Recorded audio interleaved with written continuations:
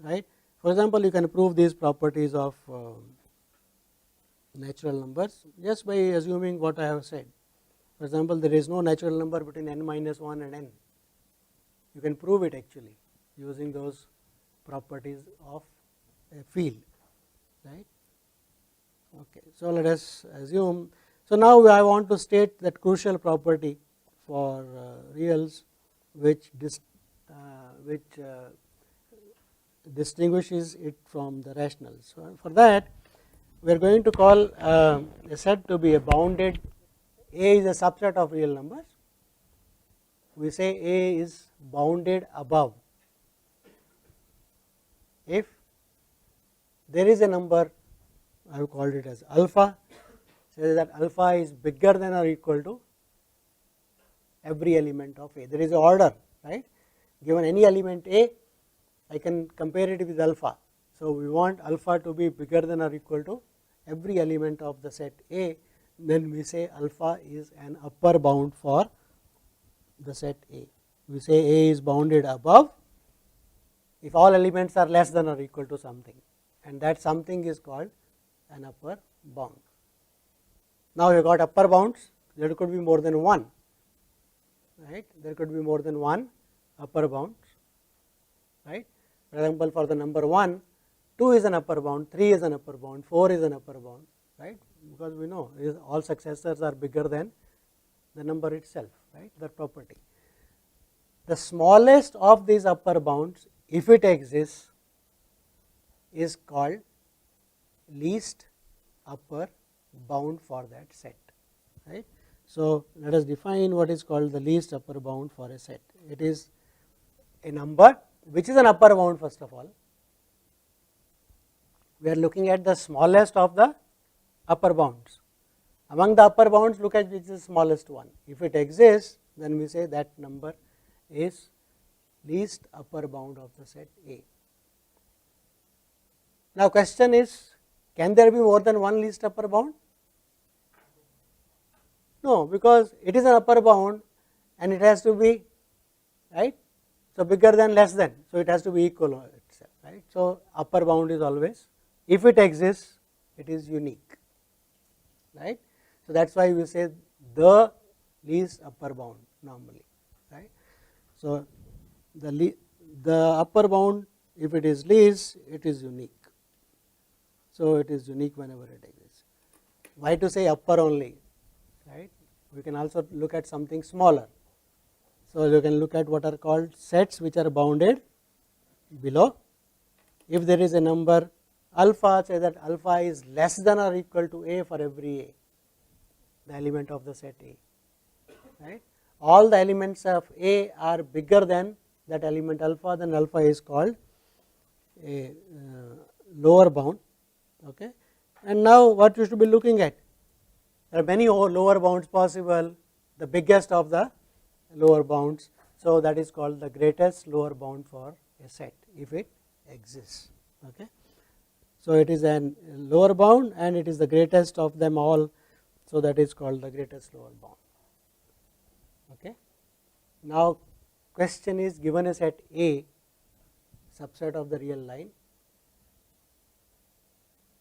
can I say always that the set A may not be bounded?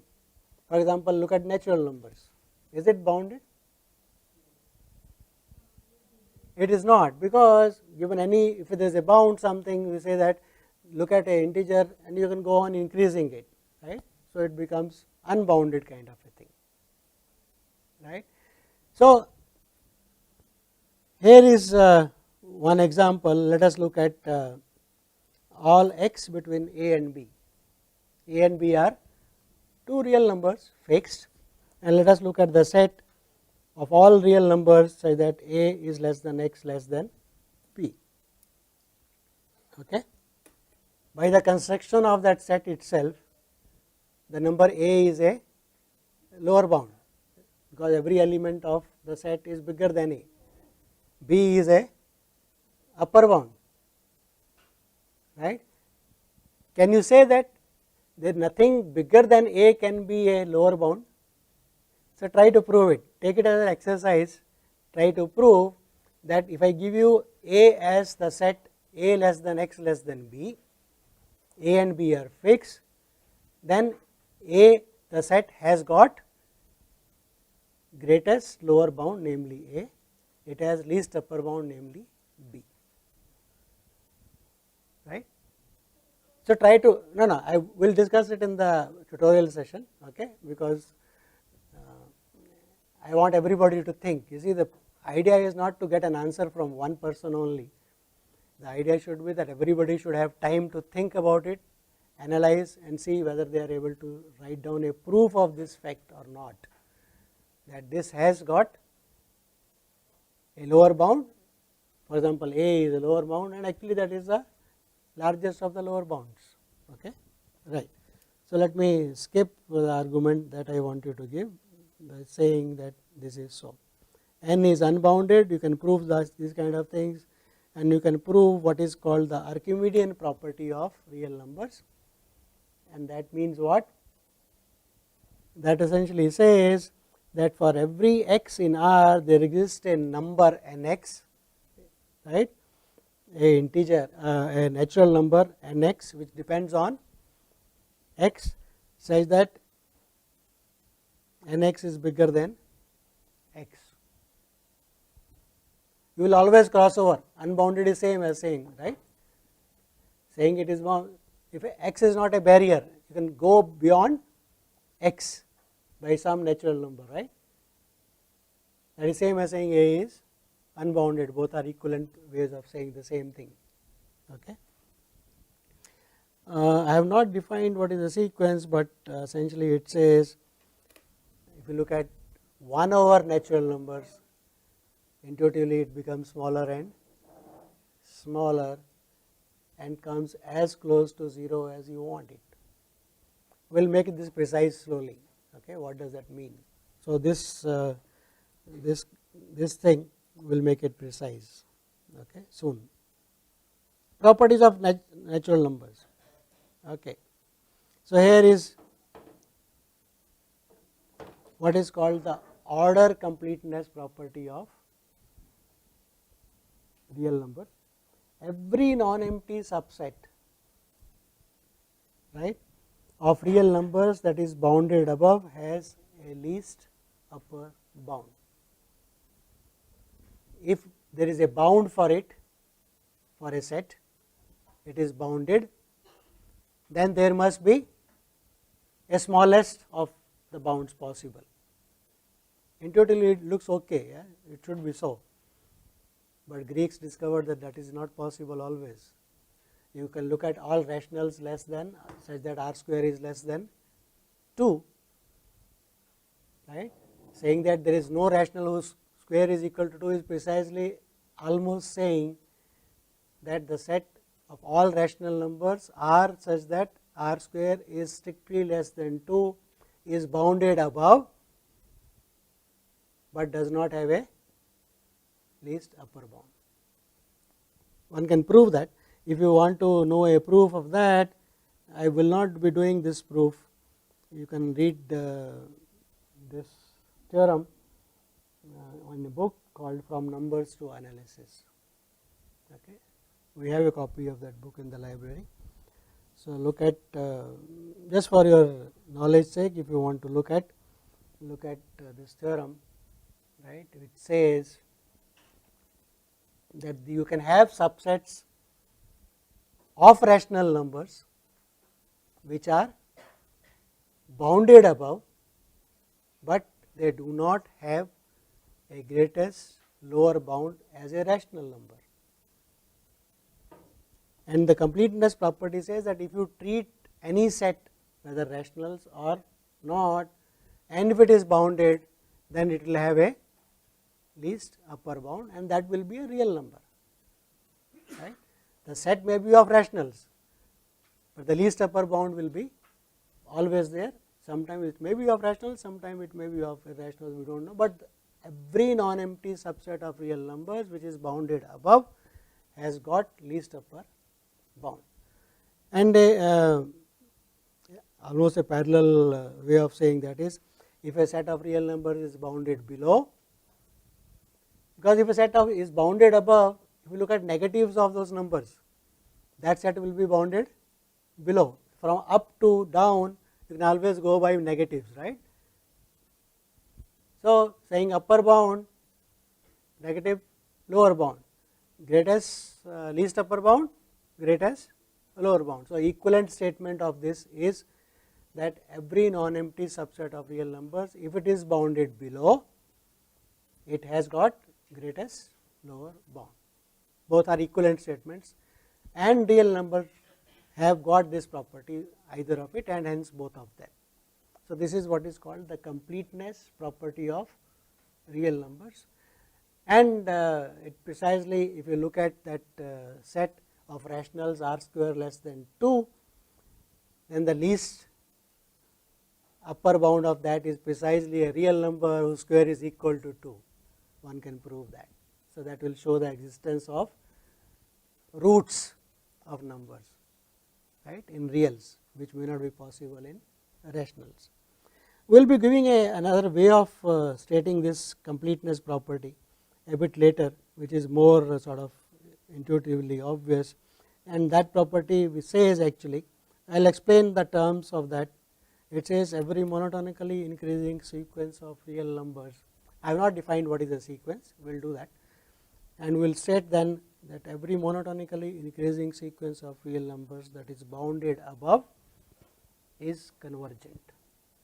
So, we will explain all the terms of this statement and then say what it means, right, later on when I do what is the notion of a sequence. So, completeness property of real numbers can be described in two different ways. One is least upper bound property or the greatest lower bound property, right, that every non-empty subset of real numbers which is bounded above must have a above, so least upper bound, and every non-empty subset of real number which is bounded below must have a greatest lower bound. Equivalently, we will show it that every monotonically increasing sequence of real numbers, if it is bounded above, it must converge. We will say what are these terms, and similarly every monotonically decreasing sequence of real numbers, if it is bounded below, it must converge. So, those will prove it and show how is that true. Okay.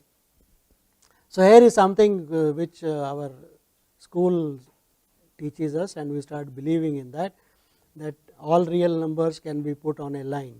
We said that Greeks discovered that there is a point on the line which is not occupied by any rational number, namely the diagonal of a right angle triangle with sides 1, right. And later on, so that is a kind of a, if you put all rationals on the horizontal line, they go and sit according to their size and positive, negative order and everything, but they leave gaps on the line. Those gaps are precisely the gaps filled by the numbers which we call now as irrational numbers, right. For example, square root 2, square root 3, these are not the only numbers which are not filled. For example, the number there is a number called pi, and if you ask anybody what is pi, right, the answer given is it is the area of the unit circle, or it is the ratio of the diameter to the ratio of the circumference to the diameter of the circle. At least I do not know a school teacher who knows a proof of that theorem. I do not know any one of you know that proof of that theorem or not, that if I give you any circle, given any circle, look at the circumference and ratio of the circumference to the diameter, that ratio always is the same quantity, and that quantity we call it as pi. Try to discover a proof of that theorem. Now we have internet with you. Okay. So, go to internet, try to search for a proof of the fact. No school book gives the proof. Every school kid cramps this statement. every teacher of school level assumes this statement blindly without even bothering whether it is true or false. None of them know a mathematical proof, and unfortunately none of our books give a reference to that. You can find a proof in this book at this place.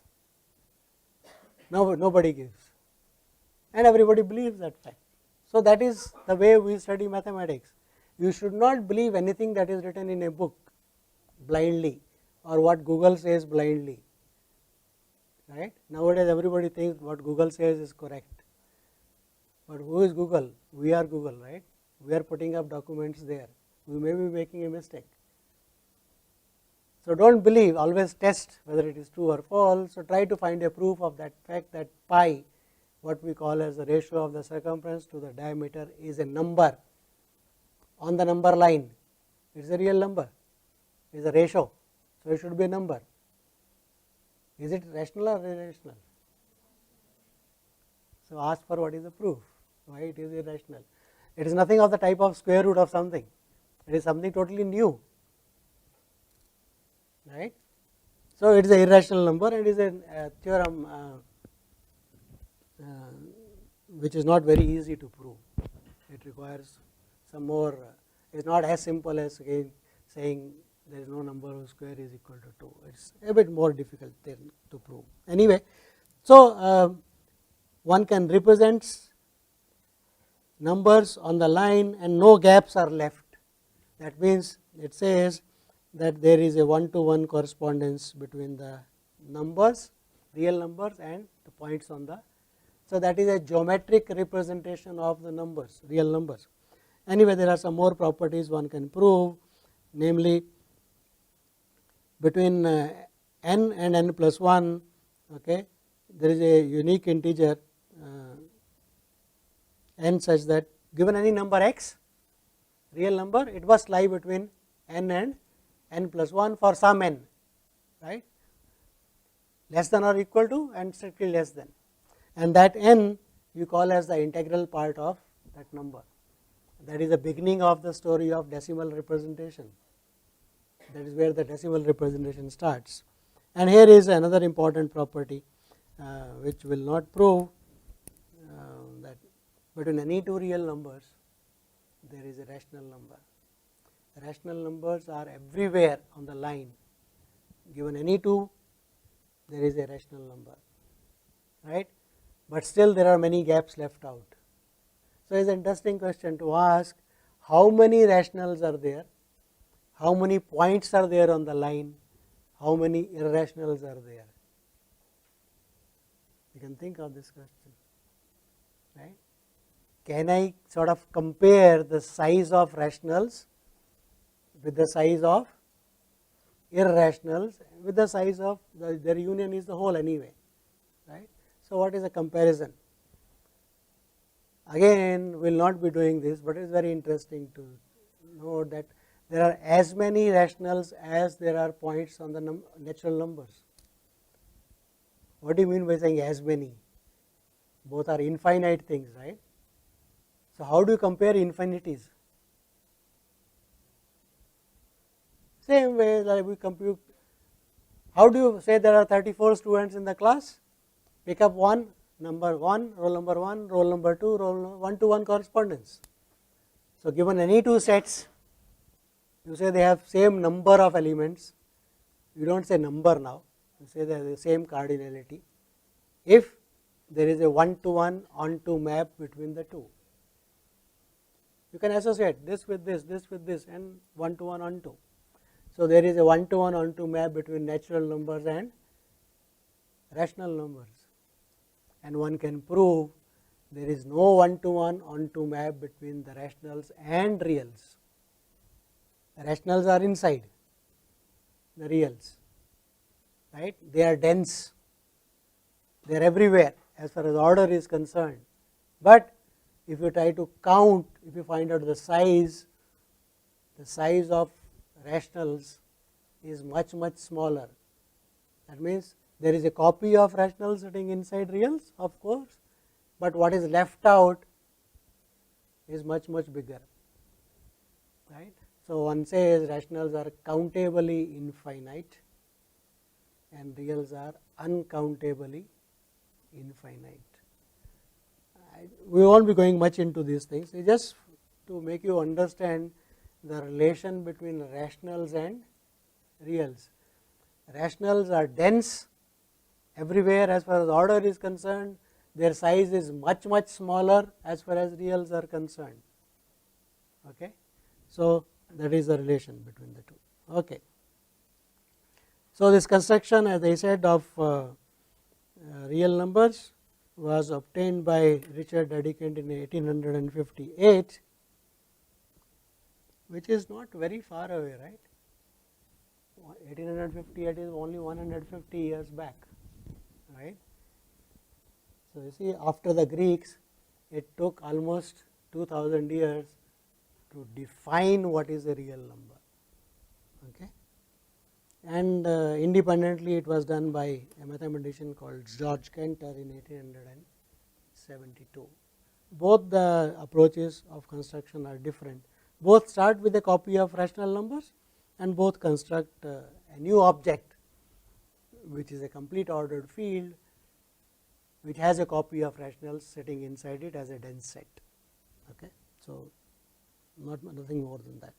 And the geometric realization that Greeks believed every number must be a point on the line, that was realized by Wallis, the mathematician John Wallis, who gave there is a one-to-one correspondence between set of real numbers and the geometric object of points. So, the dream of Greeks was realized by the work of Wallis, right.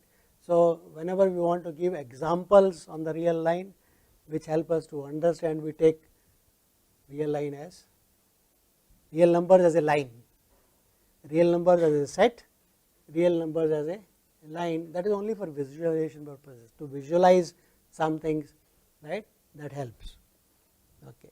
So, that is the real numbers. Now, let us come to what is called sequences. Why do you think one should be studying sequences of anything? Are the sequences around us? They are everywhere. You go and want to buy a ticket of something, you stand in a queue. What you are doing? In English, you will say you are forming a queue, but I will say you are forming a sequence. And in that, whenever somebody tries to come ahead of you, you say a queue is behind, right. There is an order in this queue. I am the first, he is the second, he is the third, and you are the last, you go in the end. So, a ordered collection of objects, a collection of objects which is ordered, meaning there is order to every object, the first object, second or third and so on, is called a sequence of that objects. It could be of anything, sequence of human beings, sequence of numbers or anything, right. So, here are some examples which are very which goes back to what we were discussing. Let us see if I can show you.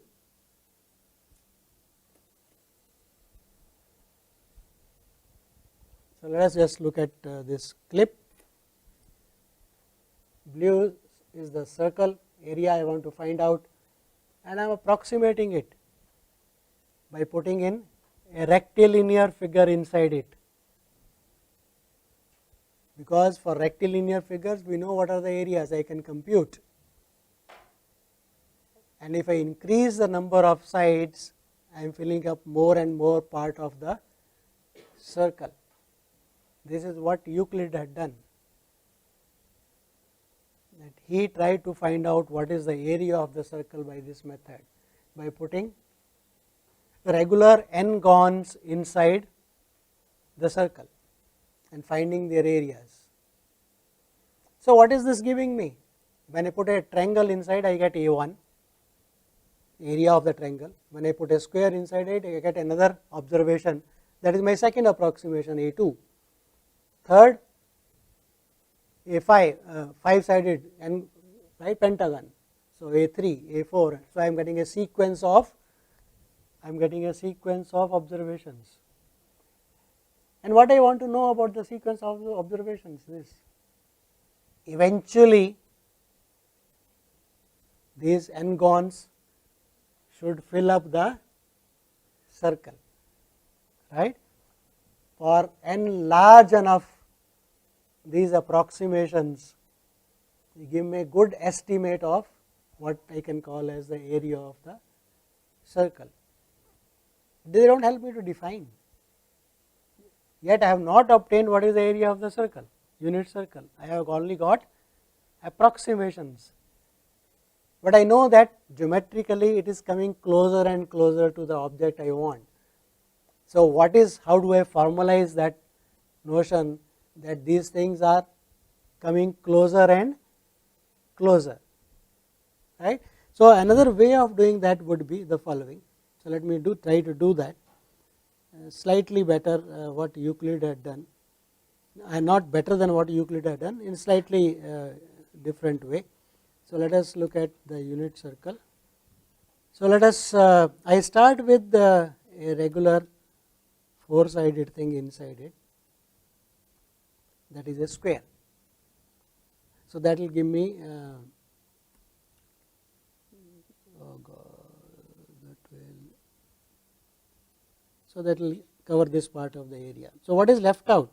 So, let me call this as something P, Q, R and S. So, what is left out is those sectors, they are not covered. I want to cover them. So, what I do is, instead of a pentagon, I do the following. I take the midpoints of this and join them.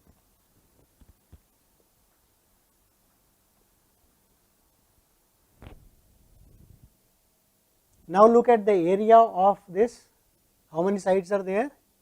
8 sides of the octagon, and this octagon not only covers the square, actually it covers something more. These are also covered, these triangles are also covered now. So, first iteration area of the square, second iteration A2 area of the octagon, clearly it is bigger than the area of the circle, geometrically it is clear. And what should be my next step? From octagon I should go to 16 gons, right. So, what I will do is, I will write down, this is my, for the square, less than,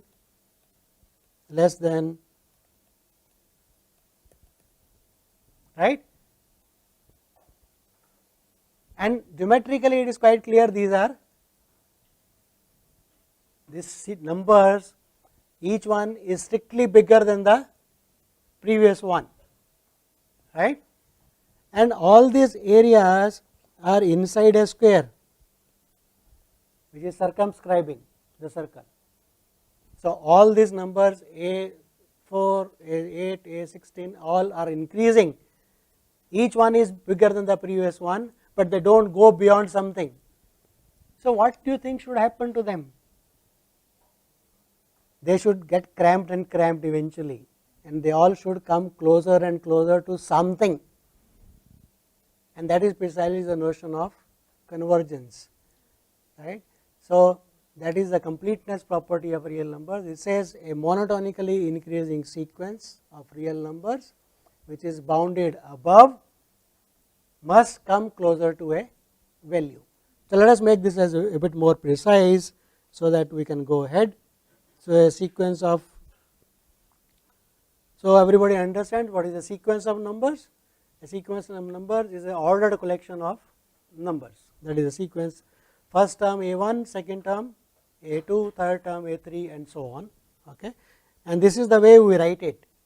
A sequence is written as AN, AN is the nth term with this curly brackets and bigger than or equal to 1.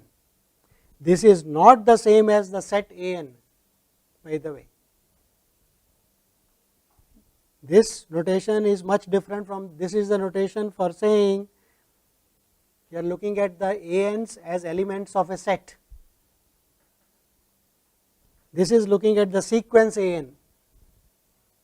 So, let me make it slightly more clear. These two are different things. For example, I can look at an as the population of India in some year, nth year, right.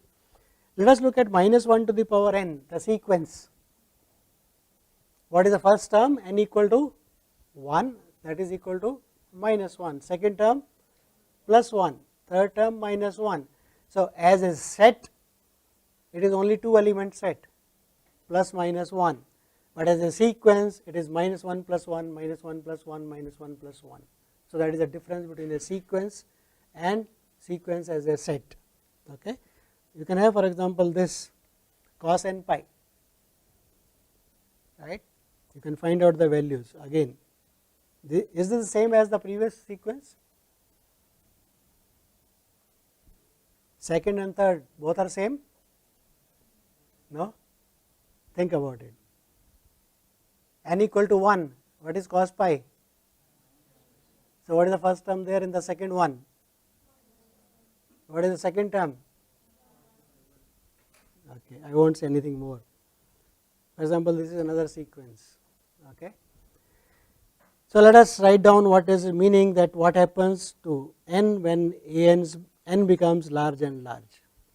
In the question, in the part of that circle thing, we hope that the n-gons, n equal to, right, 2 n-gons, they increase, and the bounded